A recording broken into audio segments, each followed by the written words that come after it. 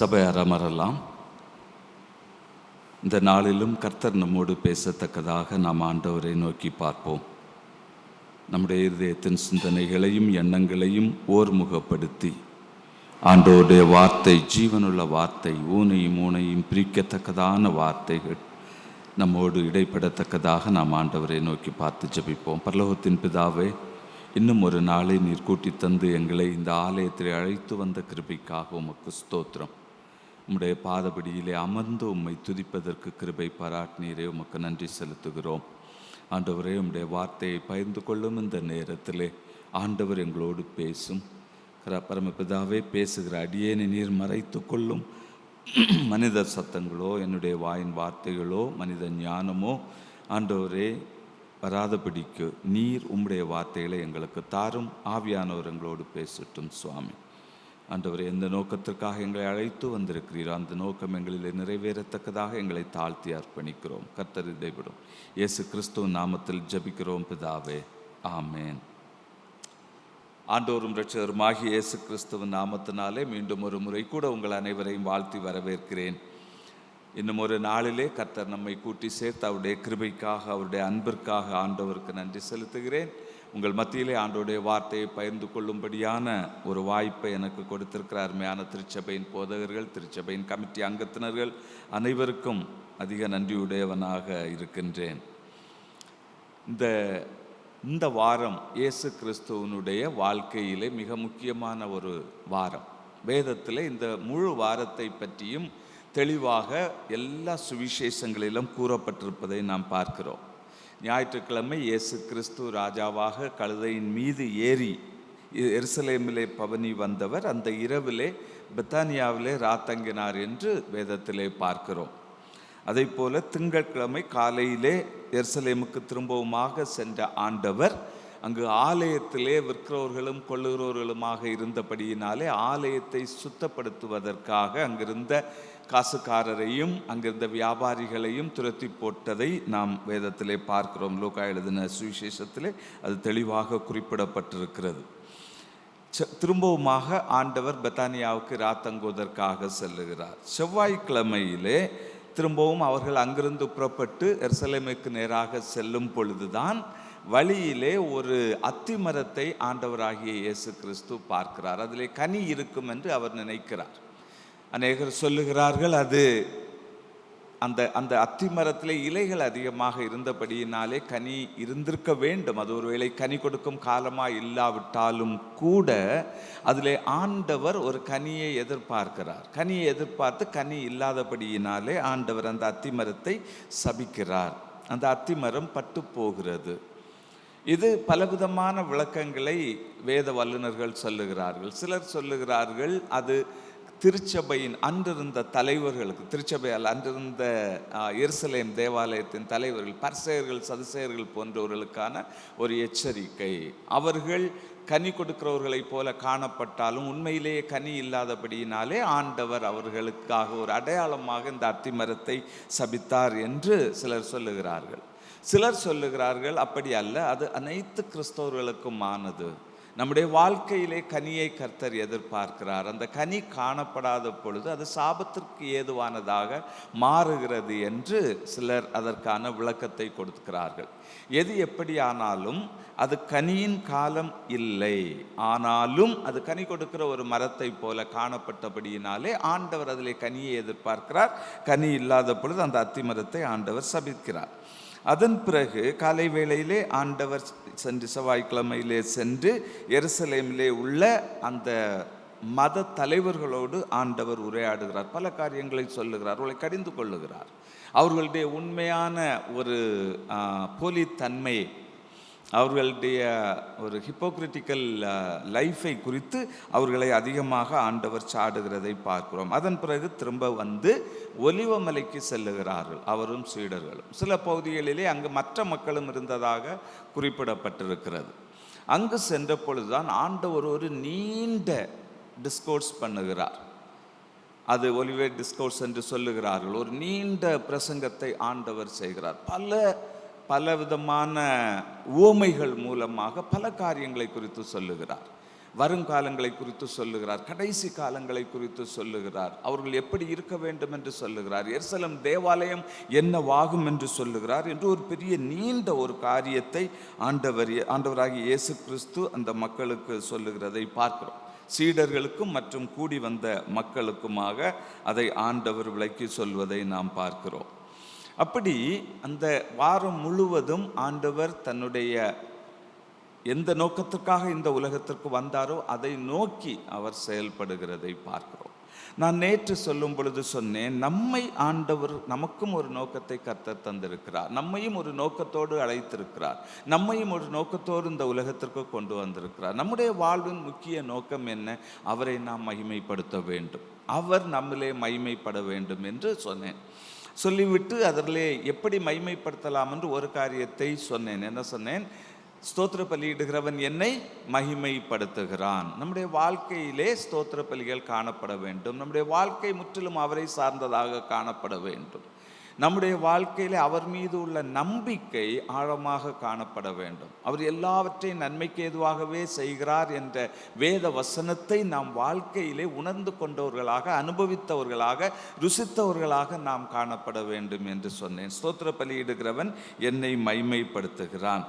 ரெண்டாவது, எப்படி நாம் ஆண்டவரை மகிமைப்படுத்த முடியும் என்றால், வேதத்திலே நாம் வாசித்த பகுதி 1 பேதுரு 4ஆம் அதிகாரம் 13ஆம் வசனம் சொல்லுகிறது, கிறிஸ்துவின் மகிமை வெளிப்படும் பொழுது நீங்கள் களிகூர்ந்து மகிழும்படியாக அவருடைய பாடுகளுக்கு நீங்கள் பங்காளிகளானதால் சந்தோஷப்படுங்கள். எந்த சூழலிலே பேதுரு இதை எழுதுகிறார் என்றால், ஆண்டவருடைய திருச்சபை, ஆதி திருச்சபை மிகுந்த பாடுகளினூடாக கடந்து செல்லுகிறது. எத்தனையோ பிரச்சனைகள், அவர்களை ஒடுக்குகிறார்கள், அவர்களை அடக்க நினைக்கிறார்கள். அந்த சூழலிலே அவர்களுடைய உயிருக்கும் உத்தரவாதம் இல்லாத ஒரு சூழலிலே, பாதுகாப்பற்ற ஒரு சூழலிலே கடந்து செல்லும் பொழுது அவர்களை ஊக்கப்படுத்தும்படியாக, உற்சாகப்படுத்தும்படியாக, அவர்களுக்கு கிறிஸ்துவின் ராஜ்யத்தை குறித்ததான ஒரு தெளிவான காரியத்தை பேதுரு இந்த பகுதிகளிலே விளக்கி சொல்லுகிறார். கிறிஸ்துவின் மகிமை வெளிப்படும் பொழுது நீங்கள் களிகூர்ந்து மகிழும்படியாக அவருடைய பாடுகளுக்கு நீங்கள் பங்காளிகளானதால் சந்தோஷப்படுங்கள்.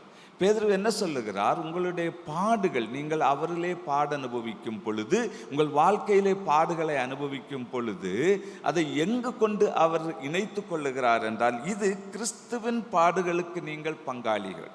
கிறிஸ்து பாடுகளை அனுபவித்தது போல நாம் இந்த வாரம் முற்றிலும் விளக்கமாக அதை குறித்து நாம் கற்றுக்கொள்ளப் போகிறோம்.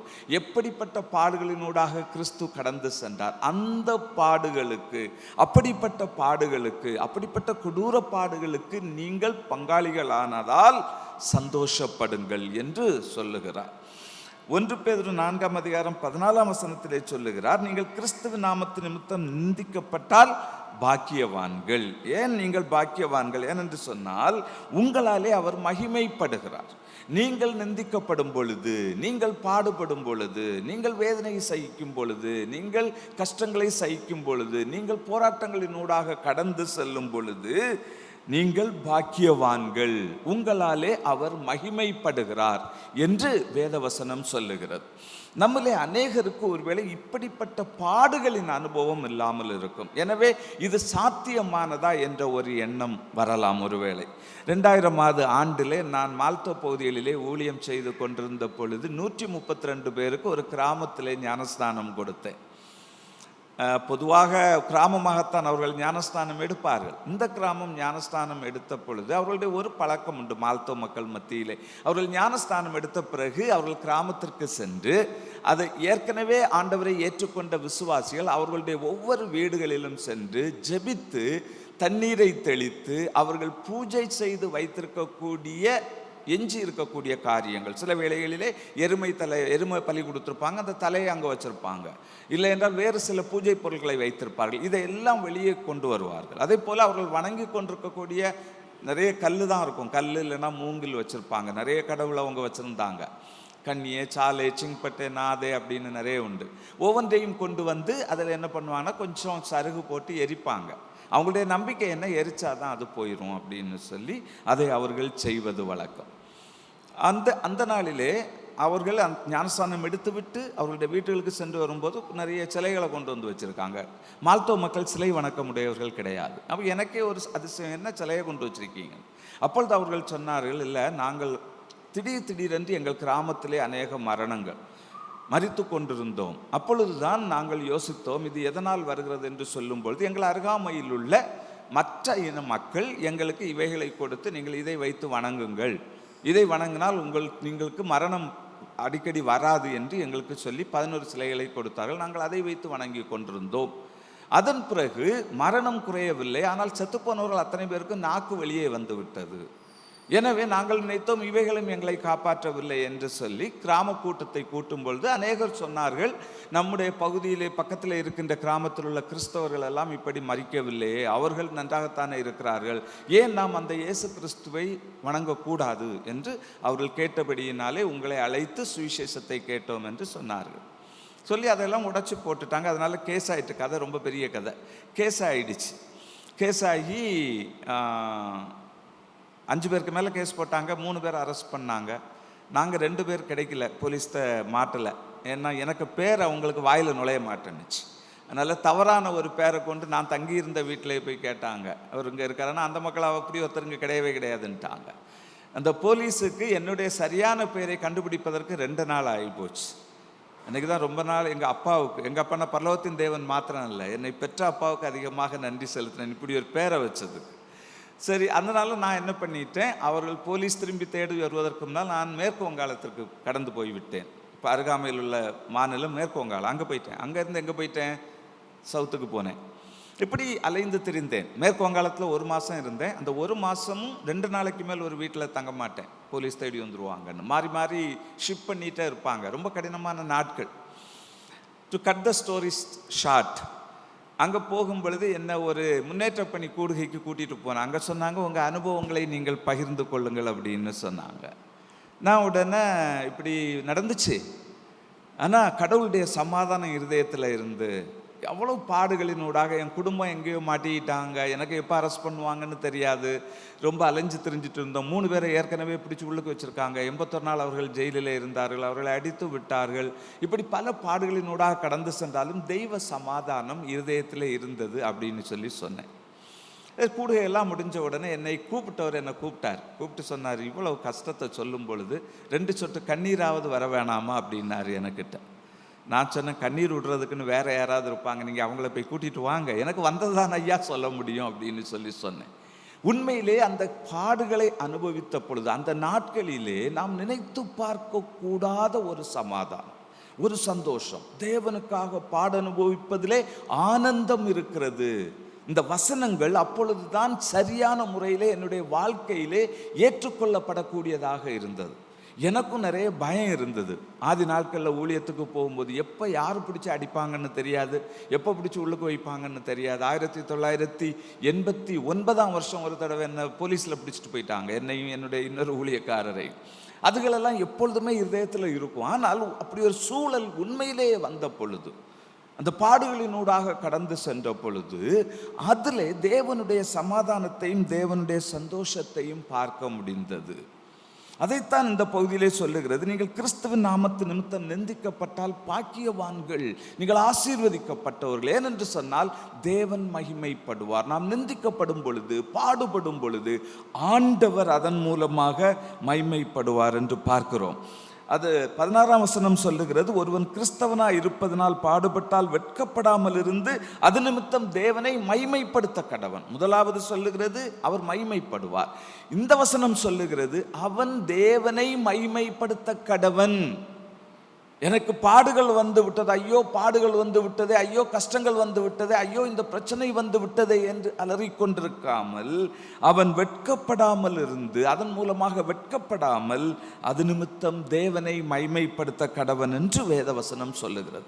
இந்த பேதுருவின் எழுதின இந்த நிருபம் மாத்திரம் அல்ல, வேதத்தின் பல பகுதிகள் இதை குறித்து சொல்லுகிறது. மத்தேயு 5ஆம் அதிகாரம் 11ஆம் வசனம் சொல்லுகிறது, என் நிமித்தம் உங்களை நிந்தித்து துன்பப்படுத்தி பலவிதமான தீமையான மொழிகளையும் உங்கள் பேரில் பொய்யாய் சொல்வார்களானால் பாக்கியவான்களாயிருப்பீர்கள்.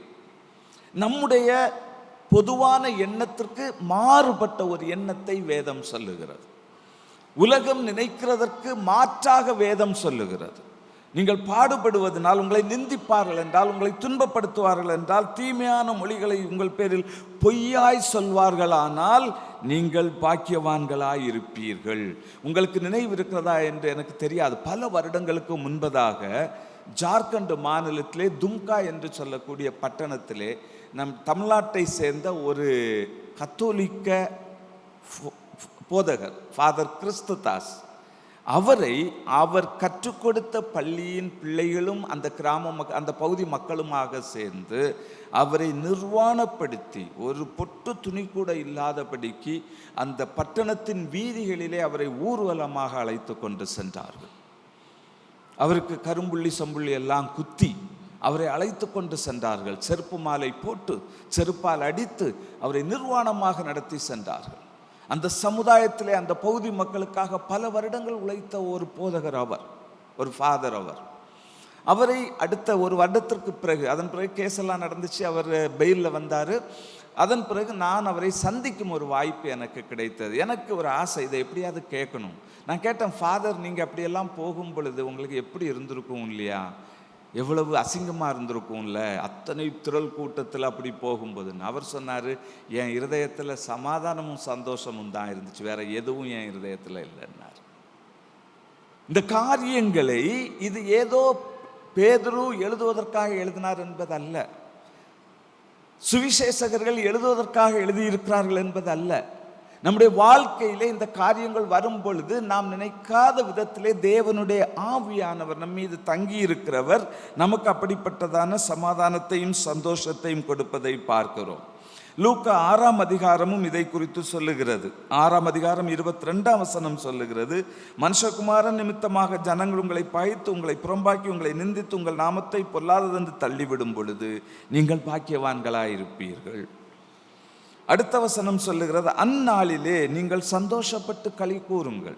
எந்நாளிலே உங்களை தள்ளிவிடும் பொழுது, உங்களை பொல்லாதவர்கள் என்று சொல்லும் பொழுது, உங்களை புறம்பாக்கும் பொழுது, ஜனங்கள் உங்களை பகைக்கும் பொழுது நீங்கள் பாக்கியவான்கள் மாத்திரமல்ல, அந்நாளிலே நீங்கள் சந்தோஷப்பட்டு களி கூறுங்கள். இந்த காரியங்களை எல்லாம் பார்க்கும் பொழுது நடைமுறைக்கு சாத்தியமற்றதாக தோன்றும். இது எப்படி சாத்தியமான ஒன்று? இத்தனை பாடுகளை அனுபவிக்கும் பொழுது வேதம் சொல்லுகிறது, அந்நாளிலே நீங்கள் சந்தோஷப்பட்டு களி கூறுங்கள், சந்தோஷப்பட்டு களி கூறுங்கள் என்று சொல்லுகிறது. ஏனென்று சொன்னால் பரலோகத்தில் உங்கள் பலன் மிகுதியாக இருக்கும். அதே தொடர்ச்சியாக போனீர்கள் என்றால் லூக்கா 26ஆம் அதிகாரம் 26 சொல்லுகிறது, எல்லா மனுஷரும் உங்களை குறித்து புகழ்ச்சியாக பேசும் பொழுது உங்களுக்கு ஐயோ. எல்லா மனுஷரும் உங்களை புகழ்ச்சியாக சொல்வார் என்றால் உங்களுக்கு ஐயோ. ஏன் இத்தனை விளக்கமாக சொல்லுகிறேன் என்றால், நாம் பாடுபடும் பொழுது துன்பப்படும் பொழுது தேவன் நம் மூலமாக மகிமைப்பட வேண்டும் என்றால் நாம் இருக்கின்ற இயற்கையான எண்ணங்கள், நாம் யோசித்திருக்கின்ற காரியங்கள் நம்முடைய வாழ்க்கையில் இருந்து மாற்றப்பட்டாக வேண்டும். ஏனென்றால் வேதம் சொல்லுகிற காரியங்கள் மிக மிக அழுத்தமானவைகள், நாம் எதிர்பாராத காரியங்கள், நமக்கு சொல்லப்படாத காரியங்கள்.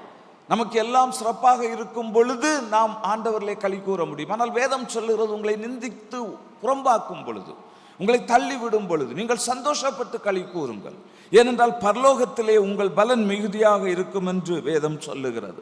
5 முக்கியமான காரியங்களை இந்த பகுதிகளிலே சொல்லுகிறார்கள். 1, பாடுகளுக்கு நீங்கள் பங்காளிகளானதால் சந்தோஷப்படுங்கள். யாருடைய பாடுகளுக்கு? கிறிஸ்துவின் பாடுகளுக்கு.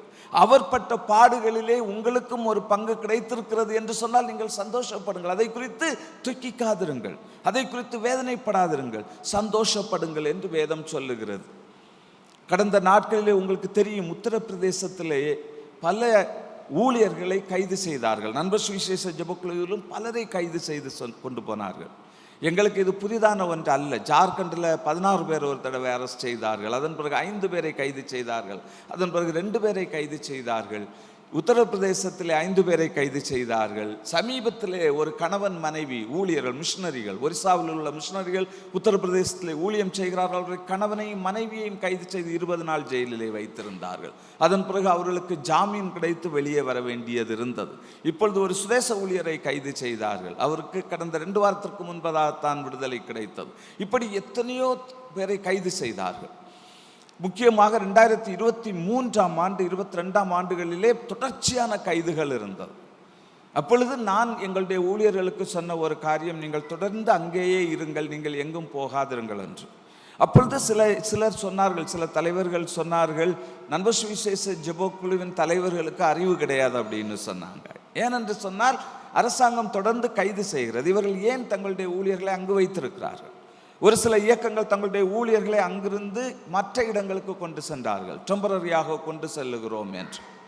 ஆனால் நான் சொன்னேன், இல்லை, அது சரியாக வராது, விசுவாசிகள் உங்களை நம்ப மாட்டார்கள், மக்கள் நம்ப மாட்டார்கள், பிரச்சனை வந்தால் ஓடி விடுகிறீர்கள் என்று சொல்வார்கள், எனவே நீங்கள் தொடர்ச்சியாக அங்கு இருந்து கொண்டிருங்கள் என்று சொன்னேன். ஆனால் இந்த கைது செய்யப்பட்ட அத்தனை பேரையும் நீங்கள் கேட்டீர்கள் என்றால், அவர்களுடைய அனுபவங்களை கேட்டீர்கள் என்றால், தாங்கள் கைது செய்யப்பட்டது நல்லது என்று சொல்லுவார்கள், தாங்கள் கைது செய்யப்பட்டது நல்லது என்று சொல்லுகிறார்கள். ஜார்க்கண்டிலே 16 பேரை கைது செய்து கொண்டு சென்றார்கள். நிறைய பேரை பிடிச்சாங்க, அதில் கொஞ்சம் பேர் ஜுவனைல், அவங்க 18 வயசு ஆகலை, அதனால் அவங்களெல்லாம் விட்டுட்டாங்க. 16 பேரை கொண்டு போயிட்டாங்க. அதில் ஒரு சகோதரி, விசுவாசி சகோதரிக்கு அவங்க கர்ப்பிணியாக இருந்தாங்க. அந்த நாட்கள் 81 நாள், அவர்கள் 86 நாள் அவங்கள வச்சுருந்தாங்க. வெளியே வந்தோடனே அவங்கள போய் பார்த்தேன். அந்த சகோதரிகிட்ட கேட்டேன், ஜெயிலில் ரொம்ப கஷ்டமாக இருந்திருக்கும்ல உங்களுக்கு, நீங்கள் கர்ப்பிணியாக வேற இருந்தீங்களேன்னு. அவங்க சொன்னாங்க, ஜெயிலு தான் ரொம்ப நல்லா இருந்தது பையா அப்படின்னாங்க. அது எப்படி நல்லா இருந்ததுன்னு அவங்க சொன்னாங்க, எங்கள் ஊரில் டாக்டர் வந்து செக் பண்ணுவாங்களா, அங்கே டாக்டர் டெய்லி வந்து எங்களை செக் பண்ணாங்க அப்படின்னு சொன்னாங்க. அது மட்டும் இல்லை, போமோகிரனேட் ஜூஸ் எல்லாம் கொடுத்தாங்க டெய்லி அப்படின்னாங்க. ரொம்ப நல்லா இருந்தா அப்படின்னு சொன்னாங்க. பாடுகள் உண்டு, ஆனால் அந்த பாடுகளிலே அவர்களுடைய கிறிஸ்துவின் பாடுகளுக்கு பங்காளிகளாக நாம் இருக்கிறபடியினாலே சந்தோஷப்படுங்கள் என்று சொல்லுகிறது. ஏனென்று சொன்னால் அவருடைய பாடுகளிலே நம்ம இணைத்துக் கொள்வது, இயேசு கிறிஸ்துவின் பாடுகளிலே நம்ம இணைத்துக் கொள்வதற்காக நாம் அழைக்கப்பட்டிருக்கிறோம். அவருடைய பாடு மரணங்களை தியானிப்பது மாத்திரமல்ல, எனக்காக என்ன செய்திருக்கிறார் என்பதை யோசிப்பது மாத்திரமல்ல, என் ஆண்டவர் எனக்காக தியாகம் செய்திருக்கிறார் என்று சந்தோஷப்படுவது அல்ல, அவருடைய பாடுகளிலே என்னையும் இணைத்துக் கொள்வதற்கு தேவன் என்னை அழைத்திருக்கிறார். அந்த பாக்கியம் வரும் பொழுது சந்தோஷப்படுங்கள், ஏனென்றால் நீங்கள் பாக்கியவான்கள், உங்களாலே மைமைப்படுகிறார் என்று சொல்லுகிறது. மூன்றாவது, வெட்கப்படாமல் இருந்து அது நிமித்தம் தேவனை மைமைப்படுத்த கடவன். உங்களுக்கு பாடுகள் வரும்போது வெட்கப்படக்கூடாது, அது நிமித்தம் தேவனை மைமைப்படுத்த கடவன். பாடுகள் வரும்போது இருக்கின்ற ஒரு பெரிய பிரச்சனை என்ன தெரியுமா? இந்த வெட்கம். ஏன் வெட்கம் வருதுன்னா, நம்ம எல்லாம் என்ன நினைக்கிறோம், பாடுகள் வரும் பொழுது, நமக்கு இழப்புக்கள் வரும் பொழுது மற்றவர்களை பார்த்து அவர்களுக்கு இல்லை எனக்கு வருகிறது, எனவே எனக்கு ஏதோ பிரச்சனை. ஏனென்றால் இன்று அப்படி போதிக்கப்பட்டு விடுகிறோம். ஏதோ வந்துன்னா உங்களுக்கு பிரச்சனை, உங்களுக்கு கஷ்டம் வந்தா ஏதோ நீங்க தப்பு பண்ணியிருப்பீங்க, யோபுவுக்கு சொன்ன மாதிரி. அதனால நமக்கு அது வெட்கமாக காணப்படுகிறது, அதை வெளியே சொல்வதிலே வெட்கமாக காணப்படுகிறது. எனக்கு இந்த பிரச்சனை இருக்கிறது என்று சொல்வது தவறாக காணப்படுகிறது. நான் ஜார்க்கண்டில் இருந்த நாட்களில் எனக்கு நிறைய மலேரியா வரும். எனக்கு 54 தடவை மலேரியா வந்திருக்கு. ஒரு தடவை என்னுடைய மனைவி கையை ஒடிச்சிட்டாங்க, அதனால் அங்கே ட்ரீட் பண்ணோம், ஒன்றும் சரியாக வரல. ஒன்று பேட்ரிக் என்ன சொன்னாங்க, சென்னைக்கு வாங்கன்னு. சென்னைக்கு போனேன். ஒரு மிக பிரபலமான எலும்பியல் நிபுணர், ஒரு பெரிய டாக்டர், அவங்க வீட்டுக்கு கூப்பிட்டுருந்தாங்க, வாங்க செக் பண்ணலான்னு. நான் வீட்டுக்கு போயிருந்தேன். அவங்க மனைவி அதுக்கு முன்னால் வந்து என்கிட்ட அவங்க நிறைய புக்கெல்லாம் எழுதியிருக்காங்க, வந்து பேசிகிட்டு இருந்தாங்க. ஊழியத்தை குறித்து பகிர்ந்து கொள்ளும் பொழுது நான் பேசும்பொழுது இந்த கதை வந்துச்சு, மலேரியா கதை வந்துச்சு. நான் சொன்னேன், அங்கே மலேரியா நிறைய உண்டு, ஊழியர்களுக்கு மாதந்தோறும் வந்துடும் அப்படின்னு சொன்னேன். உடனே அவங்க சொன்னாங்க, அது எப்படி வரலாம் உங்களுக்கு, நீங்கள் ஊழியர்கள் இல்லையா அப்படின்னாங்க. எனக்கு ஒன்றுமே புரியலை. ஏன் ஊழியர்களுக்கு மலேரியா வரக்கூடாதா, கஷ்டம் வரக்கூடாதா அப்படின்னு கேட்டேன். இல்லை இல்லை இல்லை, உங்களுக்கெல்லாம் வரக்கூடாது அப்படின்னு சொன்னாங்க. அதுக்கு பிறகு நான் எதுவுமே சொல்லலை. ஆனால் என் மனதில் நினைத்து கொண்டிருந்தேன், இது எத்தனை தவறான ஒரு எண்ணம் காணப்படுகிறது. புஸ்தகங்கள் எழுதுகிறவர்கள், அவர்கள் புக்கெல்லாம் எழுதியிருக்காங்க நிறையா. அப்படிப்பட்ட ஒருவரே இருதயத்தில் என்ன எண்ணுகிறார்கள், கடினமான சூழல் வரும் பொழுது அது ஒரு கிறிஸ்தவனுக்கு, ஒரு தேவனுடைய பிள்ளைக்கு, ஒரு ஊழியக்காரனுக்கு வரக்கூடாத ஒன்று என்று நினைக்கிறார்கள். அதைத்தான் இன்னைக்கு உலகம் நினைக்குது. அதான் வேதம் சொல்லுகிறது, நீங்கள் வெட்கப்படாமல் இருந்து அது நிமித்தம் தேவனை மைமைப்படுத்துங்கள், மைமைப்படுத்த கடவன்.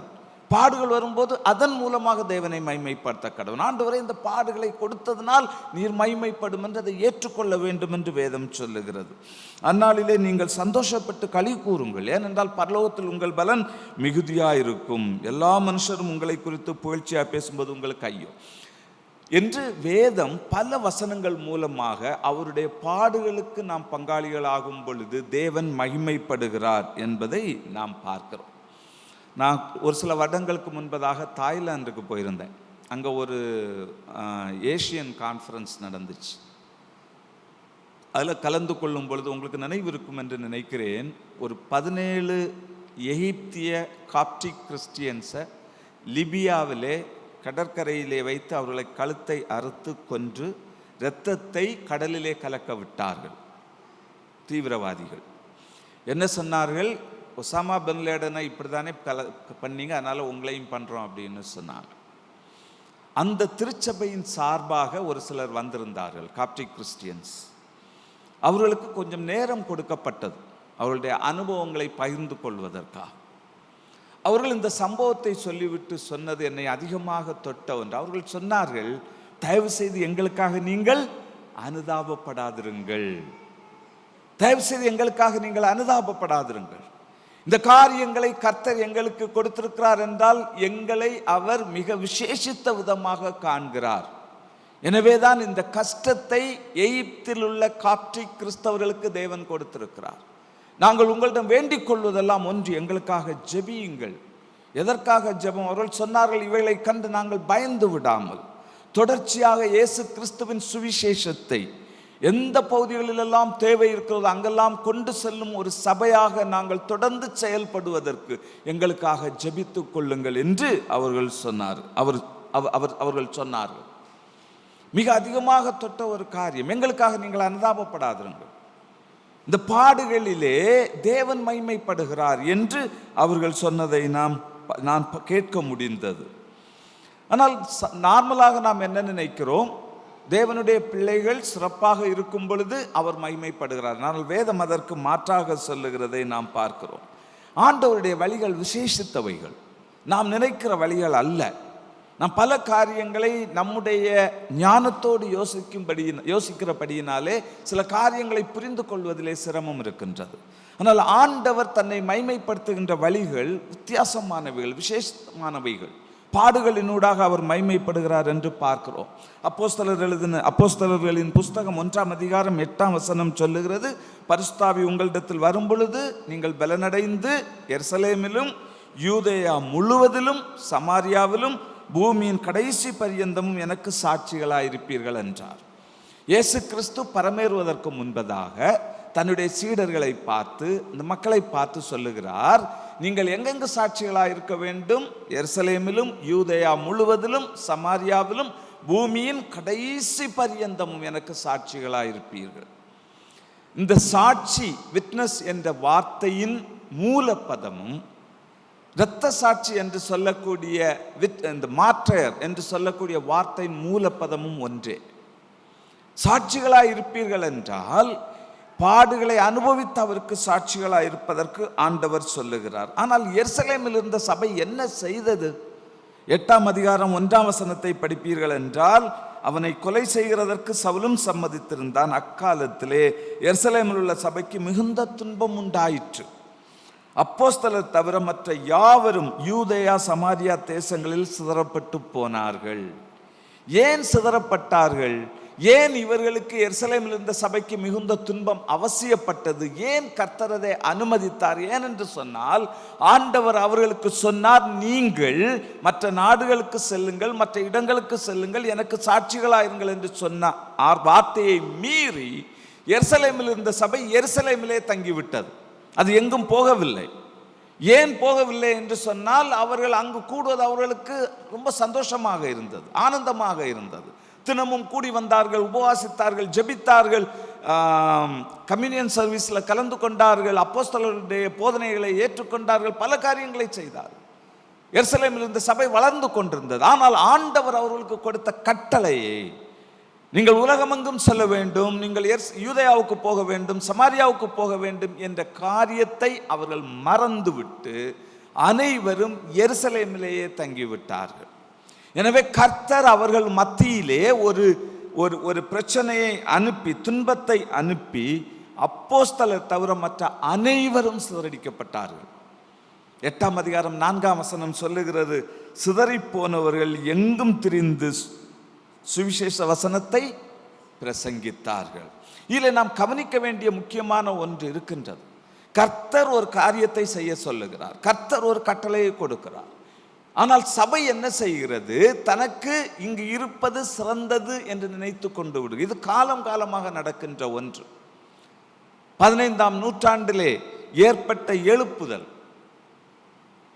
விசுவாசத்தை கொண்டு ரட்சிக்கப்படுகிறோம் என்ற வார்த்தையின் மையப்புள்ளியாக கொண்டு ஏற்பட்ட எழுப்புதல் பல வருடங்களாக சுவிசேஷத்தை முக்கியத்துவப்படுத்தவில்லை. அவர்கள் ஆண்டோடைய வசனத்தை படித்தார்கள், ஆண்டோடைய வசனத்தை சரியாக வியாக்கியானம் பண்ணினார்கள். ஆனால் சபை அங்குதான் இருந்து கொண்டிருந்தது. அவர்களுக்கு அது சிறப்பானதாக காணப்பட்டு தன்னுடைய இடத்திலே தன்னுடைய பகுதியிலே இருப்பது சிறப்பாக காணப்படுகிறது.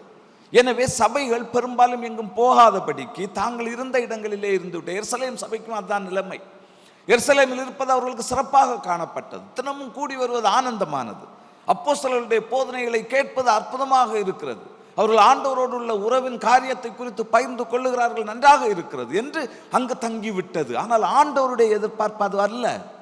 ஆண்டவர் எருசலேமில் இருந்த சபைக்கு கொடுத்த கட்டளை அது அல்ல. நீங்கள் எல்லா இடத்திலும் எனக்கு சாட்சிகளாக புறப்பட்டு செல்லுங்கள். ஆனால் சபை அதை மறந்தபடியினால் எருசலேமில் இருந்த சபைக்கு துன்பத்தை அனுப்பி கர்த்தர் சபையை சிதறடிக்கிறார். அதன் பிறகு எங்கும் சென்ற சபைகள் சுவிசேஷ வசனத்தை பிரசங்கித்தார்கள் என்று வேதத்திலே நாம் பார்க்கிறோம். இதைத்தான் இயேசு கிறிஸ்து சொல்லும் பொழுது 12ஆம் அதிகாரம் 24ஆம் வசனத்திலே சொல்லுகிறார், மெய்யாகவே மெய்யாகவே நான் உங்களுக்கு சொல்லுகிறேன், கோதுமை மணியானது நிலத்தில் விழுந்து சாகாவிட்டால் தனித்திருக்கும், செத்ததை ஆகில் மிகுந்த பலனை கொடுக்கும். கோதுமை மணியானது தனித்திருந்தால் அது பலனை கொடுக்காது, ஆனால் செத்ததை ஆகில் மிகுந்த பலனை கொடுக்கும் என்று வேதத்திலே பார்க்கிறோம். இதை சொல்வதற்கு முன்னதாக வேதம் சொல்லுகிற முந்தின வசனம் 23ஆம் வசனம், அப்பொழுது இயேசு அவர்களை நோக்கி, மனுஷகுமாரன் மகிமைப்படும்படியான வேளை வந்தது. மனுஷகுமாரன் மகிமைப்படும்படியான வேளை வந்தது. அந்த வேளையை பற்றி சொன்ன ஆண்டவர் அடுத்த வசனத்திலே சொல்லுகிறார், கோதுமை மணியானது தனித்திருந்தால் அதில் எந்த பலனும் இல்லை, அது நிலத்தில் விழுந்து செத்ததே ஆகில் மிகுந்த பலனை கொடுக்கும். நாம் பலன் கொடுக்கின்ற ஒரு வாழ்க்கை நமக்கு வேண்டும் என்றால் அவருடைய சித்தத்திற்கு நம்மை ஒப்பு கொடுத்திருக்க வேண்டும். அது பாடுகளை அனுபவிப்பதாக இருந்தாலும் சரி, அதை ஏற்றுக்கொள்ள வேண்டும். மால்தோ பகுதியிலே ஊழியம் செய்த நான் அநேக மரணங்களை பார்த்திருக்கின்றேன். ஊழியர்களுடைய மரணங்கள். 1983ஆம் வருடம் தூத்துக்குடியை சேர்ந்த அண்ணன் ஜெயராஜ் அவர்களுடைய மகன் டேவிட் லிவிங்ஸ்டன் ஒரே இரவிலே அந்த மக்கள் மத்தியிலே மரித்தார்கள். 92ஆம் வருடம் தேங்காய்பட்டினத்தை சேர்ந்த சகோதரன் தேவதாஸ் மரித்தார். 94ஆம் ஆண்டு சகோதரர் ஜிம் எலியட், பேட்ரிக் ஜாஷுவா அண்ணன் அவர்களுடைய மகன் ஜிம் எலியட் அங்கு மரித்தார். அந்த இடத்துல நானும் இருந்தேன், அவரும் நானும் ஒன்றா தான் இருந்தோம். அவர் எஃபிகாரில் படித்ததான், நான் எஃப்எம்பிபியில் இருந்தேன். அவருடைய அடக்க ஆராதனைக்கு பேட்ரிக் அண்ணன் வந்திருந்தாங்க. ஒரு தகப்பனாக தன்னுடைய மகனுடைய சரீரத்தின் அருகில் இருந்து கொண்டு அவர்கள் சொன்ன வார்த்தை என்ன? என் மகன் மரிக்கவில்லை, என் மகனை நாங்கள் முதலீடு செய்திருக்கிறோம். we have invested him here. இந்த மக்களுடைய விடுதலைக்கு, இந்த மால்தோ இந்த மக்களுடைய மறுமலர்ச்சிக்கு, இந்த மக்கள் ஆண்டவரை காண்பதற்காக என் மகனை முதலீடு செய்திருக்கிறோம் என்று சொன்னார்கள். அந்த வார்த்தையை கர்த்தர் கனப்படுத்தினார். இந்த மால்தோ இனத்தின் பெரும்பகுதியான மக்கள் ஆண்டவருடைய பிள்ளைகளாக காணப்படுகிறார். தனி ஒரு பேராயமாக அது காணப்படுகிறது. கோதுமை மணியானது நிலத்தில் விழுந்து செத்ததே ஆகில் பலனை கொடுக்கும். பாடுகள் என்று சொல்வது தேவன் மகிமைப்படும்படியான காரியங்கள். அதன் பிறகு யோவான் எழுதின சுவிசேஷம் 13ஆம் அதிகாரம் சொல்லுகிறது, 13ஆம் அதிகாரம் 31ஆம் வசனம், அவன் புறப்பட்டு போன பின்பு, யாரு? யூதாஸ்காரியோத், இயேசு இப்பொழுது மனுஷகுமாரன் மகிமைப்படுகிறார், தேவனும் அவரில் மகிமைப்படுகிறார் என்று வேதம் சொல்லுகிறது. யோவான் 13ஆம் அதிகாரம் 32 சொல், தேவன் அவரில் மகிமைப்பட்டிருந்தால் தேவன் அவரை தம்மில் மகிமைப்படுத்துவார், சீக்கிரமாய் அவரை மகிமைப்படுத்துவார். இப்பொழுது மனுஷகுமாரன் மகிமைப்படுகிறார், தேவனும் அவரில் மகிமைப்படுகிறார். எப்பொழுது? அவர் காட்டி கொடுக்கப்படும் பொழுது, அவர் சிலுவைக்கு செல்லும் பொழுது, அவர் தன்னை முற்றிலும் ஜீவ பலியாக ஒப்பு கொடுக்கும் பொழுது, அவர் இத்தனை பாடுகளினூடாக கடந்து செல்லும் பொழுது, சித்திரவதைகளுக்கு ஊடாக கடந்து செல்லும் பொழுது, இங்கும் அங்கும் அலைக்கழிக்கப்படும் பொழுது, அவர் 5 இடங்களிலே விசாரிக்கிறார்களே, இரவு முழுவதும் சுற்றி அடிக்கிறார்களே, அப்பொழுது அவருடைய முகத்திலே காரி துப்பினார்களே, அப்பொழுது அவரை தலையிலே குட்டினார்களே, அப்பொழுது நீ ஞான திருஷ்டினால் சொல் என்று சொன்னார்களே, அப்பொழுது அவர் மகிமைப்படுகிறார் என்று வேதம் சொல்லுகிறது. மைமைப்படும்படியான வேலை வந்தது என்று வேதம் சொல்லுகிறது. நம்முடைய பாடுகளின் மூலமாக அவர் மைமைப்படுகிறார். இதை சுருக்கமாக 4 காரியங்களிலே அடக்கலாம். ஒன்று, நாம் துன்பப்படும் பொழுது நாம் பாக்கியவான்கள். நாம் துன்பப்படும் பொழுது நாம் பாக்கியவான்கள். அவருடைய நாமத்து நிமித்தம், அவருக்காக அவர் அனுமதிக்கப்படும் பொழுது நாம் துன்பப்படும் பொழுது நாம் பாக்கியவான்கள் என்று வேதம் சொல்லுகிறது. 2வது பார்க்கிறோம், அவர் நம்மை சாட்சியாக அழைத்திருக்கிறார் என்றால் அதை நாம் செய்தாக வேண்டும். இல்லை என்று சொன்னால் அதை செய்யும்படியான சூழலை கர்த்தர் உருவாக்குகிறார். எருசலேமில் இருந்த சபைக்கு போல அவருடைய வார்த்தையை தாண்டி செல்வது சரியானதாக இருக்காது. அவர் நம்மை ஒரு நோக்கத்தோடு அழைத்திருக்கிறார். அவருக்காக காரியங்களை செய்யும்படி அழைத்திருக்கிறார். எல்லாரையும் முழு நேர ஊழியத்திற்கு அழைத்தார் என்று நான் சொல்லவில்லை. ஆனால் அவருடைய ராஜ்யத்தின் கட்டுமான பணியிலே ஒவ்வொருவருக்கும் ஒரு பங்கை வைத்திருக்கிறார். அது என்ன பங்கு என்பதை நீங்கள் அறிவீர்கள், தேவன் அறிவார். எனக்கு தெரியாது. எனக்கு என்ன பங்கு என்பதை நான் அறிந்திருக்கிறேன். ஆனால் ஒவ்வொருவருக்கும் என்ன பங்கை கர்த்தர் வைத்திருக்கிறார் என்பதை கர்த்தர் உங்களுக்கு சொல்லி இருப்பார். ஆனால் நாம் செய்து கொண்டிருக்கிறோமா என்பதுதான் கேள்வி. ஒருவேளை அதை தாண்டி நாம் நடந்து கொண்டிருக்கிறோம் என்றால், ஆண்டவர் நமக்கு தந்திருக்கிற காரியத்தை நிறைவேற்றாத படிக்கு அது கடினமானது என்று அந்த சிலுவையை சுமக்காமல் இருக்கிறோம் என்றால், இது கடினமானது என்று ஒருவன் தன்னைத்தான் வெறுக்க வேண்டும் என்று வேதம் சொல்லுகிறது, அதை செய்யாமல் இருந்து கொண்டிருக்கிறோம் என்றால், if you don't have that self denial and we can't carry the cross, என்னை வெறுக்காத பொழுது நான் ஆண்டவருடைய சிலுவையை சுமக்க முடியாது. இந்த ரெண்டும் ஒன்றை ஒன்று விட்டு ஒன்று பிரிக்க முடியாதவைகள். you can't separate both. தன்னைத்தான் வெறுக்கிறவன் தான் சிலுவையை சுமக்கிறான். அதை ஒருவேளை செய்யவில்லை என்றால் அதை செய்யும்படியான சூழலை கர்த்தர் கொண்டு வருகிறார். அதை செய்யும்படியான சூழலை கர்த்தர் கொண்டு வருகிறார். 3வது காரியம் என்ன?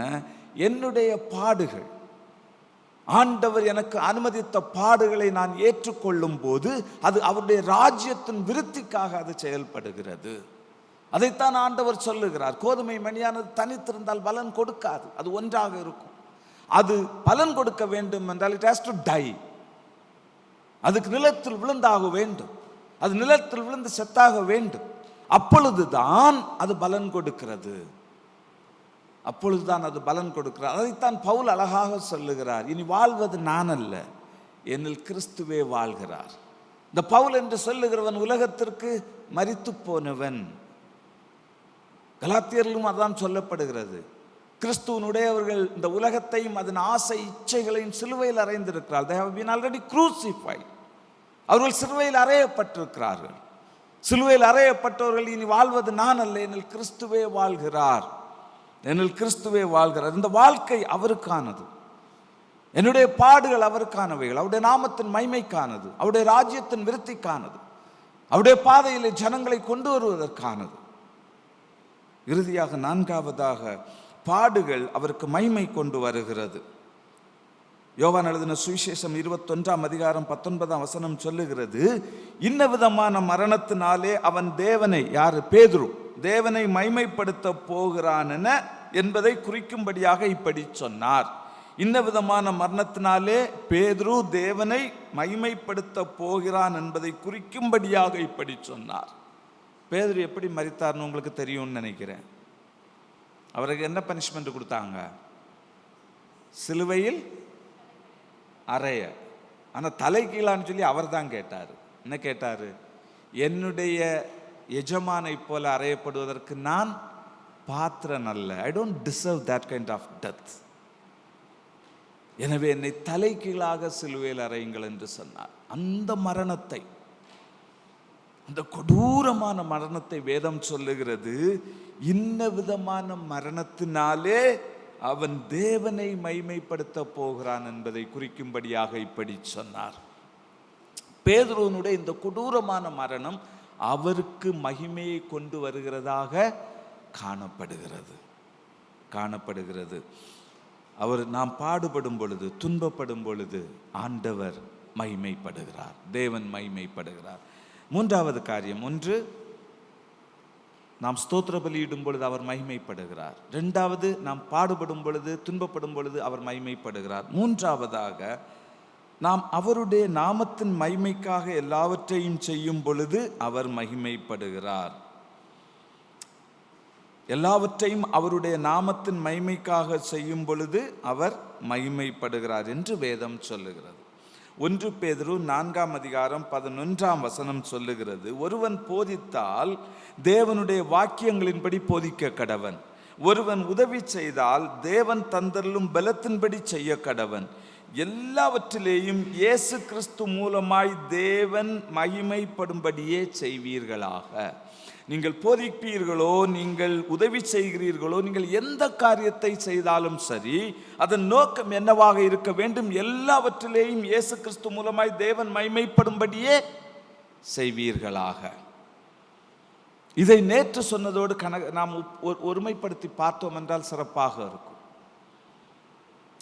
எல்லாவற்றிலும் அவர் மகிமைப்படும்படியாக செய்வீர்களாக. நம்ம அநேக காரியங்களை இது தவறு இது சரி என்று தீர்மானித்து விடுகிறோம். ஆனால் வேதம் சொல்லுகிறது தீர்மானிக்கும் சக்தி அது அல்ல. நேற்று சொன்ன இது தேவனுடைய சித்தமா என்பதை பார்க்க வேண்டும். அன்று இது தேவனுக்கு மகிமையை கொண்டு வருமா என்று பார்க்க வேண்டும். தேவனுக்கு மகிமையை கொண்டு வராதா எதுவும் தவறானது. அதைத்தான் வேதம் சொல். நீங்கள் எதை செய்தாலும் யூ கேன் டு எனிதிங். ஆனால் ஒரே ஒரு கேள்வியை கேட்டு பாருங்கள், இயேசு கிறிஸ்து மூலமாக இதிலே தேவன் மகிமைப்படுவாரா? Will God be glorified in the thing that I am doing? I am not saying what you should do, what you should not do. நான் அதை குறித்து பேசவில்லை. நீங்கள் எதை செய்ய வேண்டும் எதை செய்யக்கூடாது என்பதை சொல்வதற்கு எனக்கு தகுதி கிடையாது. ஆனால் ஒரே ஒரு கிரைட்டீரியா தான், ஒரே ஒரு பேராமீட்டர். என்ன parameter? Will my God be glorified in what I am doing? நான் செய்வதிலே தேவன் மகிமைப்படுவாரா? நான் இப்பொழுது பிரசங்கித்துக் கொண்டிருக்கிறேன், இது யாரை மகிமைப்படுத்துவது? தேவனையா என்னையா? என்னுடைய திறமைகளையும் டாலந்துகளையும் எக்ஸிபிட் பண்ணுவதற்காக நான் போதித்துக் கொண்டிருக்கிறேனா? இல்லை என்றால் தேவனுடைய நாமம் மகிமைப்பட வேண்டும், அவருடைய வல்லமை மகிமைப்பட வேண்டும் என்பதற்காக செய்து கொண்டிருக்கிறேன். அதுதான் கிரைட்டீரியாவாக வேதம் சொல்லுகிறது. நீங்கள் எதை செய்தாலும் எல்லாவற்றிலேயும் இயேசு கிறிஸ்து மூலமாய் தேவன் மகிமைப்படும்படியே செய்வீர்களாக என்று 1 பேதுரு 4:11 சொல்லுகிறது. கொலோசையர் 3:17 சொல்லுகிறது, வார்த்தையினாலாவது கிரியையினாலாவது நீங்கள் எதை செய்தாலும் அதை எல்லாம் கர்த்தராகிய இயேசுவின் நாமத்தினாலே செய்து அவர் முன்னிலையாக பிதாவாகிய தேவனை ஸ்தோத்திரியுங்கள். நீங்கள் எதை செய்தாலும் அதை இயேசு கிறிஸ்துவின் நாமத்தினாலே செய்யுங்கள். அதை செய்து நீங்கள் செய்கின்ற காரியம் பிதாவை ஸ்தோத்திரிக்க கூடியதாக இருக்க வேண்டும். That you have to thank God for it. அதை ஸ்தோத்திரிக்க கூடிய காரியமாக அமைய வேண்டும். நான் செய்த காரியம், ஆண்டவரே நான் இதை செய்திருக்கிறேன், ஆண்டவரே இதை செய்ததற்கு நீர் எனக்கு அனுமதித்தபடி நமக்கு நன்றி என்று அவருக்கு நன்றி சொல்லக்கூடியவர்களாக இருக்க வேண்டும். தேவனுடைய பிள்ளைகளாக கிறிஸ்தவர்களாக அதை செய்வதற்கு தான் கர்த்தர் நம்மை அழைத்திருக்கிறார். கொலோசையர் 3:24 சொல்லுகிறது, எதை செய்தாலும் அதை மனுஷர்களுக்கென்று செய்யாமல் கர்த்தருக்கென்றே மனப்பூர்வமாய் செய்யுங்கள். நீங்கள் எதை செய்தாலும் அதை மனுஷருக்கென்று செய்யாதிருங்கள். மனிதர்களுக்கு இடையில் இருக்க ஒரு பெரிய பிரச்சனை என்ன தெரியுமா? இந்த பிரச்சனை தான். அநேக வேளைகளில் நாம் செய்கிற காரியங்கள் யாரை திருப்திப்படுத்துவதற்கு? மற்றவர்களை திருப்திப்படுத்த.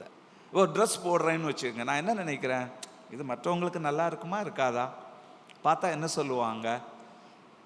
சரி, நான் யாருக்காக இந்த உடையை அணிகிறேன்? For whom I am wearing this dress? For others. நான் செய்கிற காரியங்கள் will others be pleased? அவர்கள் சந்தோஷப்படுவார்களா? இது இளம் தலைமுறைக்குள்ள பிரச்சனை மட்டுமல்ல. உங்களுடைய இளமை காலத்தை பார்த்தீர்கள் என்றால் we might have been done so many things for the pressure of the peers. நம்மை போலொத்த வயதுடைய மனிதர்களுடைய அழுத்தங்களின் நிமித்தம் நாம் காரியங்களை செய்திருப்போம். நாம் செய்ய விரும்பி இருக்க மாட்டோம். ஆனால் ஏன் செய்கிறோம் என்றால் அவர்களை இம்ப்ரெஸ் பண்ணுவதற்கு, அவர்கள் மீது தாக்கத்தை உருவாக்குவதற்கு, அவர்களிடத்தில் என்னை பெரியவனாக காண்பிப்பதற்கு. இது இளமை பருவத்தில் மாத்திரமல்ல, நாம் வளர்ந்த பிறகு நமக்கு இந்த பிரச்சனை இருக்கிறது. நாம் செய்கின்ற ஒவ்வொன்றையும் நீங்கள் சற்று யோசித்து பாருங்கள். Why I do this? I want to impress my neighbor. I want to impress my neighbor, my relatives. எங்க ஊர்ல பெரிய பெரிய வீடா கட்டி போடுவாங்க, பெரிய ஜோக்கா இருக்கும். எங்கள் ஊரில் 2-3 இது உண்டு. ஒரு மனுஷன் பிறந்துட்டான்னா அவனுக்கு 2-3 அம்பிஷன். ஒன்று நல்லா படிக்க வைக்கணும் பிள்ளைகளை, இன்னொன்று ஒரு பெரிய வீடு கட்டணும். பெரிய வீடு கட்டினா தான் கல்யாணமே பண்ணி கொடுப்பாங்க. ஆனால் பெரும்பான்மையான வீடை பார்த்தீங்கன்னா அழுக்காக இருக்கும். ஏன்னா க்ளீன் பண்ணுறதுக்கு ஆள் கிடையாது. பெரிய வீடாக இருக்கும். ஒரு வயதான பாட்டியும் தாத்தாவும் உட்காந்துருப்பாங்க. இவர் வேற எங்கேயோ வேலைக்கு போயிருப்பார், வெளிநாட்டில் உட்காந்துருப்பார். அந்த வீடு அவ்வளோ அழுக்காக இருக்கும். க்ளீன் பண்ண ஆள் கிடைக்க மாட்டாங்க. எதற்காக செய்கிறீர்கள்? அவருடைய வீட்டை விட என் வீடு பெருசாக இருக்கும், அவருடைய வீடை விட என் வீடு உயரமாக இருக்கும். அவர் இந்த டைல்ஸ் போட்டார, நான் அதை விடவும் பெருசா போடணும். இந்த காரியங்கள் நம்மை செயல்பட தூண்டுகிறது. ஆனால் வேதம் சொல்லுகிறது, எதை செய்தாலும் அதை மனுஷர்களுக்கு என்று செய்யாதிருங்கள். Don't do it for people. மனிதர்களை இம்ப்ரெஸ் பண்ணுவதற்காக செய்யாதிருங்கள். அதை கர்த்தருக்கென்று மனப்பூர்வமாய் செய்யுங்கள். முழு மனதோடு, whole heartedly do it for God. என் தேவனுக்கென்று செய்கிறேன் என்று செய்யுங்கள். எதை செய்தாலும் நம்ம அநேக வேளைகளிலே கிறிஸ்துவுக்கு அடுத்ததான காரியங்கள், ஆலயத்திற்கான காரியங்களிலே இப்படி நினைக்கிறோம், இது தேவனுக்காக. கிறிஸ்தவ வாழ்க்கையிலே இப்படி நீங்கள் you can separate it in that way.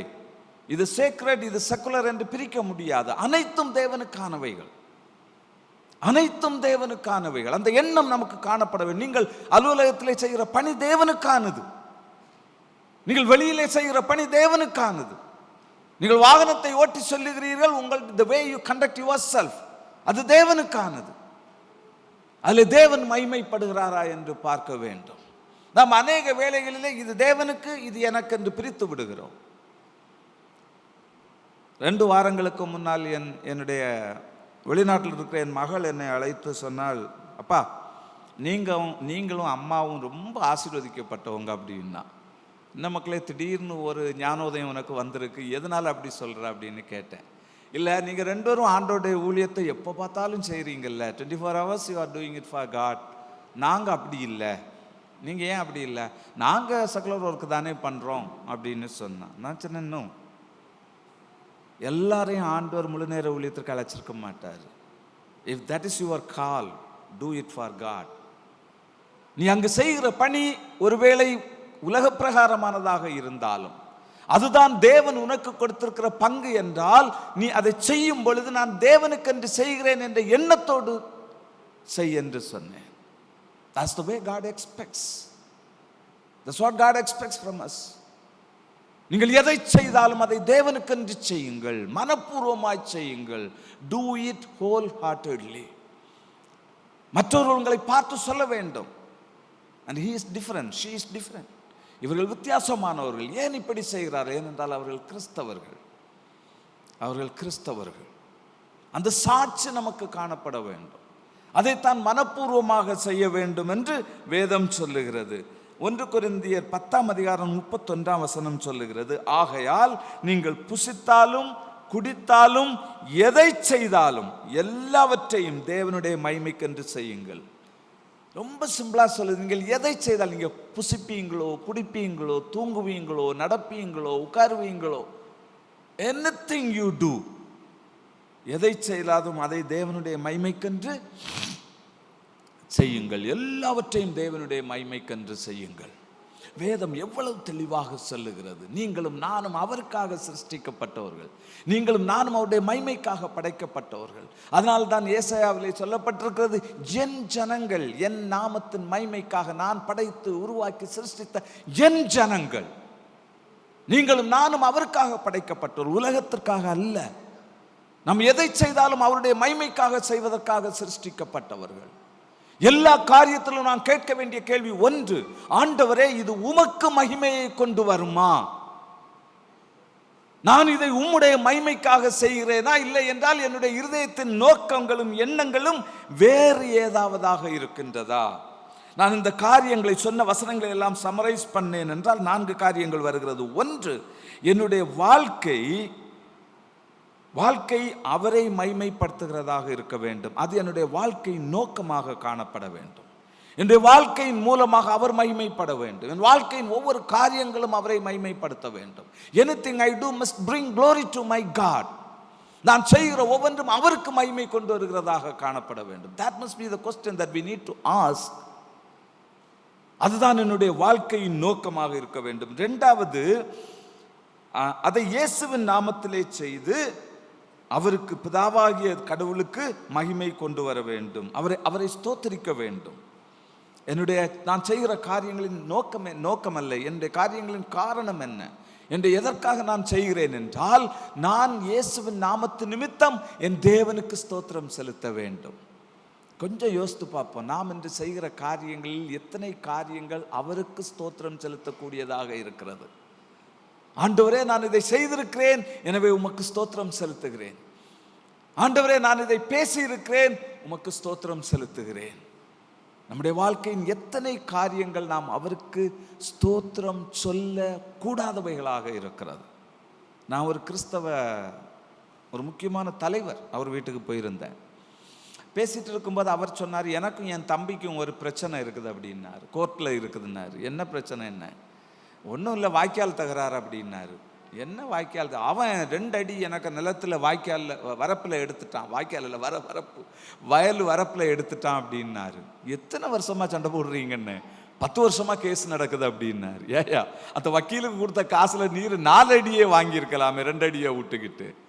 இது என்ன மகிமையை கர்த்தருக்கு கொண்டு வரும்? நீங்களும் உங்கள் தம்பியும் சண்டை போட்டுட்டு இருக்கீங்க, அதுவும் 2 அடி நிலத்துக்காக கொண்டா போறீங்க. அங்கே எத்தனை காரியங்கள், நாம் செய்கிற காரியங்கள் தேவனுக்கு மகிமையை கொண்டு வராதவைகளாக, தேவனுக்கு நன்றி செலுத்த முடியாதவைகளாக காணப்படுகிறது.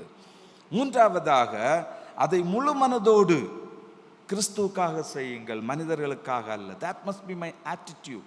என்னுடைய இருதயத்தின் மனப்பான்மை என்னவாக இருக்க வேண்டும்? நான் செய்கிற காரியங்கள் மனிதர்களுக்காக அல்ல. ஐயாவுக்காக செய்யக்கூடாது, சபையில் தேவனுக்காக செய்ய வேண்டும்.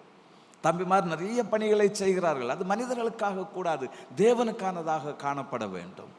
செய்கிற ஒவ்வொரு காரியங்களும் என்னுடைய இருதயத்தின் எண்ண ஓட்டங்கள், என்னுடைய ஆட்டிடியூட் என்னவாக இருக்க வேண்டும்? நான் என் தேவனுக்கு என்று செய்கிறேன், இதை மனப்பூர்வமாக செய்கிறேன், மனிதர்கள் பார்க்கும்படியாக செய்யவில்லை. எங்களுடைய இயக்கத்தில் 2 வருஷத்துக்கு ஒரு தடவை லீவு கொடுப்பாங்க. 1 வருஷத்துக்கு ஒரு தடவை எடுக்கலாம், அது ஸ்பெஷல் லீவுன்னு சொல்லுவாங்க. பட் பயனியல் லொக்கேஷன் உண்டு, 45 நாள் எடுக்கலாம். நான் கடந்த 15 வருஷமாக லீவே எடுத்த மாதிரி தெரில. ஏன் நான் எடுக்கக்கூடாதா? எடுக்கலாம், எடுத்தால் பெனிஃபிட் வேறு உண்டு. ஹாலிடே அலவன்ஸ்னு ஒரு அலவன்ஸ் கொடுப்பாங்க. 50% of the salary will be given. ஏன் எடுக்கல? அது எதற்காக எடுக்க வேண்டும்? ஆண்டவருக்காக செய்கிற பணியில் எப்படி கணக்கு பார்ப்பது? எனக்கு தேவை என்றால் எடுத்துக்கொள்ளுகிறேன், தேவையில்லை என்றால் ஏன் எடுக்க வேண்டும்? லீவ் இருக்கிறது என்பதற்காக எதற்காக எடுக்க வேண்டும்? அவருக்காக, தேவனுக்காக, அவருடைய நாமத்தின் மகிமைக்காக. நீங்கள் எதை செய்தாலும் அதை மனுஷர்களுக்கென்று செய்யாதிருங்கள், மனுஷர்களுக்கென்று செய்யாதிருங்கள், முழு மனதோடு செய்யுங்கள் என்று சொல்லுகிறது. 4வதாக, do it for his glory. என்னுடைய செயல் எப்படி இருக்க வேண்டும்? அவருடைய மகிமைக்காக இருக்க வேண்டும். ஏன் இது முக்கியமானது? யோவான் 12ஆம் அதிகாரம் 43ஆம் வசனம் சொல்லுகிறது, அவர்கள் தேவனால் வருகிற மகிமையிலும் மனுஷரால் வருகிற மகிமையை அதிகமாக விரும்பினார்கள். அந்த அதிகாரிகள் இயேசுவை இரட்சகர், இயேசுவை தேவனுடைய குமாரன் என்று அறிந்தார்கள். அவர்கள் அதை விசுவாசித்தார்கள். ஆனாலும் அதை அறிக்கையிடவில்லை. ஏன் அறிக்கையிடவில்லை? அவர்கள் மனுஷருடைய மகிமையை விரும்பினார்கள். நான் இயேசுவை தேவனுடைய குமாரன் என்று அறிக்கையிட்டேன் என்றால் என்னை என்னுடைய நிலைமையிலிருந்து தூக்கி விடுவார்கள், என்னை ஆலோசனை சங்கங்களிலிருந்து ஒதுக்கி விடுவார்கள். எனக்கு அது முக்கியம், இயேசு அல்ல. அவர்கள் மனுஷரால் வரும் மகிமையை விரும்பினார்கள். கிறிஸ்துவுக்குள் அருமையான தேவனுடைய பிள்ளைகளை, நம்முடைய இருதயத்தை கொஞ்சம் யோசித்து பாருங்க. For whom we live, யாருக்காக வாழ்கிறோம்? எதற்காக வாழ்கிறோம்? யாருடைய மகிமைக்காக செய்கிறோம் என்பதை நாம் யோசித்து பார்க்க வேண்டும். வேதத்தின் மற்ற பகுதிகள் சொல்லுகிறது, அப்போஸ்தலர் நடபடிகளின் புஸ்தகம் 12ஆம் அதிகாரம் 21 to 23 வரை யார் பேசுறா? ஏரோது சிங்காசனத்தில் அமர்ந்து பிரசங்கம் பண்றார். 22ஆம் வசனம், அப்பொழுது ஜனங்கள் இது மனுஷ சத்தம் அல்ல, இது தேவ சத்தம் என்று ஆர்ப்பரித்தார்கள். ஆர்ப்பரித்தது யார்? ஏரோதுவா? ஏரோது பிரசங்கம் பண்ணாரு. ஆர்ப்பரித்தது யாரு? ஜனங்கள் ஆர்ப்பரித்தார்கள்.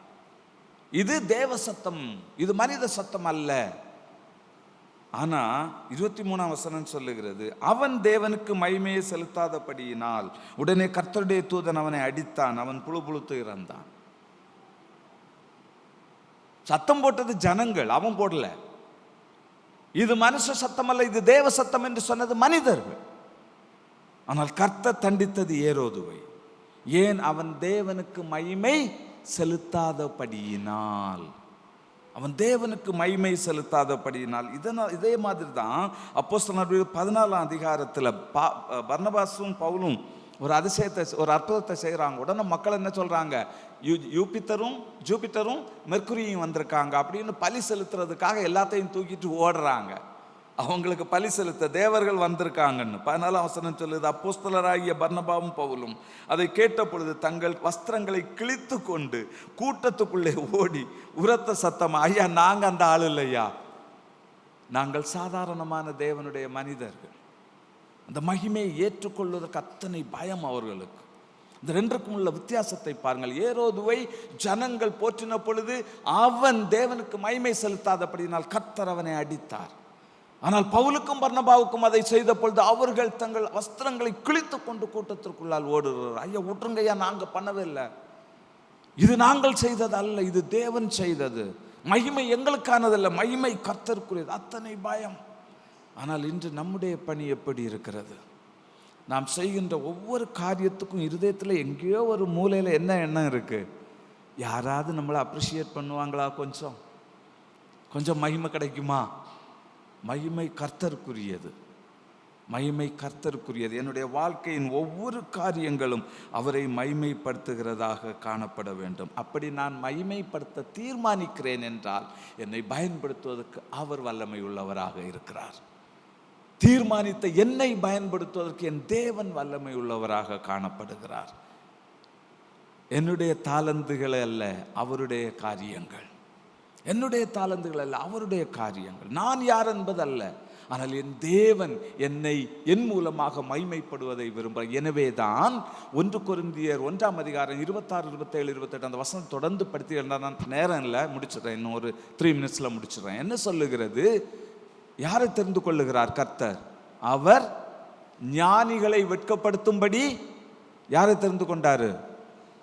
இன்னும் சத்தம் வர மாட்டேங்குது. யாரை தெரிந்து கொள்ளுகிறார்?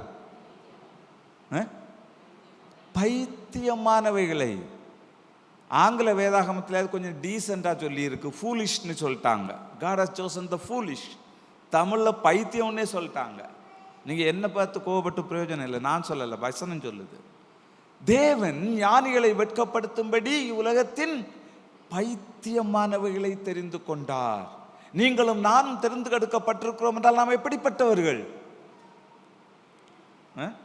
கொஞ்சம் கஷ்டமா இருக்கு என்ன சொல்றதுக்கு. அது எப்படிங்க சொல்றது? பைத்தியம்னு சொல்லி விட்டார் ஆண்டவர். நாம் பைத்தியமானவர்கள். பலவான்களை வெட்கப்படுத்தும்படி தேவன் உலகத்தில் பலவீனமானவைகளை தெரிந்து கொண்டார். இருக்கிறவைகளை வெட்கப்படுத்தும்படி ஒதுக்கப்பட்டவைகளையும் புறக்கணிக்கப்பட்டவைகளையும் இல்லாதவைகளையும் தெரிந்து கொண்டார். ஆங்கில வேதாந்தத்தில் ரொம்ப அற்புதமா இருக்கும். God has chosen the things that are not to shame things that are. இருக்கிறவைகளை வெட்கப்படுத்தும்படி தேவன் உலகத்தில் இல்லாதவைகளை தெரிந்து கொண்டார். ஏன் பைத்தியமானவைகளை தெரிந்து கொள்ளுகிறார்? ஒரு உலகத்திலையும் கம்பெனியும் இப்படி செலக்ட் பண்ணாது, the best தான் செலக்ட் பண்ணுவாங்க. But God has chosen the foolish. ஏன் உலகத்தில் வீக்கானவைகளை தெரிந்து கொள்ளுகிறார், பலவீனமானவைகளை தெரிந்து கொள்ளுகிறார்? ஒரே ஒரு நோக்கம் தான். என்ன சொல்லுகிறது? அதுல ஹிந்தி வேதாகமத்தில் ரொம்ப அருமையா இருக்கும். ताकि कोई प्राणी परमेश्वर के सामने घमंड ना करे. யாரும் அவருக்கு முன்பாக மேன்மை பாராட்டாத படிக்கு பைத்தியமானவைகளை தெரிந்து கொண்டார். யாரும் அவருக்கு முன்பாக மேன்மை பாராட்டாது. ஏனென்றால் மேன்மை அவருக்கானது. நான் அவருக்கு முன்பாக மேன்மை பாராட்டுவது என்னிடத்திலே ஒன்றும் இல்லை. ஆண்டவரை இதை செய்தேன், அதை செய்தேன், இதை சாதித்தேன், அதை சாதித்தேன் என்று சொல்வதற்கு என்னிடத்திலே ஒன்றும் இல்லை. ஏனென்றால் நான் பைத்தியமானவன், என்னை தெரிந்து கொண்டிருக்கிறார். நான் பலவீனமானவன், என்னை தெரிந்தெடுத்திருக்கிறார். நான் ஒன்றும் இல்லாதவன், என்னை என் ஆண்டவர் தெரிந்தெடுத்திருக்கிறார். ஏன்? he has to be glorified. He must be glorified. நீங்கள் எதை செய்தாலும் அவருடைய நாமத்தின் மகிமைக்கென்று செய்யுங்கள். இந்த 2 முக்கியமான காரியங்கள், சப்பாய் நிறைய சொல்லியிருக்கேன், ஆனால் 2 காரியங்கள் முக்கியமாக. நாம் கிறிஸ்துவின் நாமத்தின் நிமித்தம் பாடுபடும் பொழுது, துன்பப்படும் பொழுது அவர் மகிமைப்படுகிறார். நாம் எல்லாவற்றையும் அவருடைய நாமத்தின் மகிமைக்காக, that it should be our plan. அதுதான் நம்முடைய நோக்கமாக இருக்க வேண்டும், அதுதான் நம்முடைய எண்ணமாக இருக்க வேண்டும். that my God must be glorified. என் வாழ்வின் மூலமாக, என் செயல்களின் மூலமாக, என் வார்த்தையின் மூலமாக, என் நடத்தையின் மூலமாக, எல்லாவற்றின் மூலமாகவும் என் ஆண்டவர் மகிமைப்பட வேண்டும். ஆண்டவரே, இந்த மகிமையின் ஒரு சின்ன பகுதி கூட எனக்கு வந்துடக்கூடாது. we need to be very conscious about it. We have to be very sensitive about it, that the glory of God, that the glory may not come to us. ஏனென்று சொன்னால் மகிமை அவருக்கானது, மகிமை அவருக்கானது. நம்முடைய வாழ்க்கையை ஒப்பு கொடுக்கலாம். ஆண்டவரே, உம்முடைய மகிமைக்கென்று என்னை அர்ப்பணிக்கின்றேன், உம்முடைய மகிமைக்கென்று என்னை அர்ப்பணிக்கிறேன். நீர் அனுமதிக்கின்ற பாடுகளையும் எல்லாவற்றையும் ஏற்றுக்கொண்டு உமக்கு மகிமை செலுத்துவதற்கென்றே என்னை அர்ப்பணிக்கின்றேன். கண்களை மூடி ஜெபிப்போம். பரலோகத்தின் பிதாவே, ஜீவனுள்ள உம்முடைய வார்த்தைகளுக்காக ஸ்தோத்திரம். எங்கள் வாழ்வின் ஒவ்வொரு காரியங்களும் ஆண்டவரை உம்மை மகிமைப்படுத்துவதாக அமைய எங்களுக்கு உதவி செய்யும். நாங்கள் செய்கின்ற எல்லாவற்றையும் ஆண்டவரை உம்முடைய மகிமைக்காக, நீர் மகிமைப்படும்படியாக, மனிதர்களின் பார்வைக்கு அல்ல சுவாமி, எல்லாவற்றிலும் நீர் மகிமைப்பட வேண்டும் என்று எங்கள் காரியங்களை செய்வதற்கு எங்களுக்கு உதவி தாரும். ஆண்டவரே, அந்த மகிமையின் ஒரு சிறு பகுதி கூட எங்களுக்கு வராதபடிக்கு எங்கள் வாழ்க்கையிலே நாங்கள் கவனமாக இருக்க உதவி செய்யும் சுவாமி. கோதுமை மணியானது தனித்திருந்தால் பலனற்றதாக இருக்கும், அது நிலத்தில் விழுந்து செத்ததை ஆகில் மிகுந்த பலனை கொடுக்கும். ஆண்டவரே, பலனுள்ள வாழ்க்கையை தாரும். உமக்காக பிரகாசிக்க, உமக்காக நிலை நிற்க எங்களை பலப்படுத்தும். இயேசு கிறிஸ்துவின் நாமத்தில் ஜெபிக்கிறோம் பிதாவே, ஆமென்.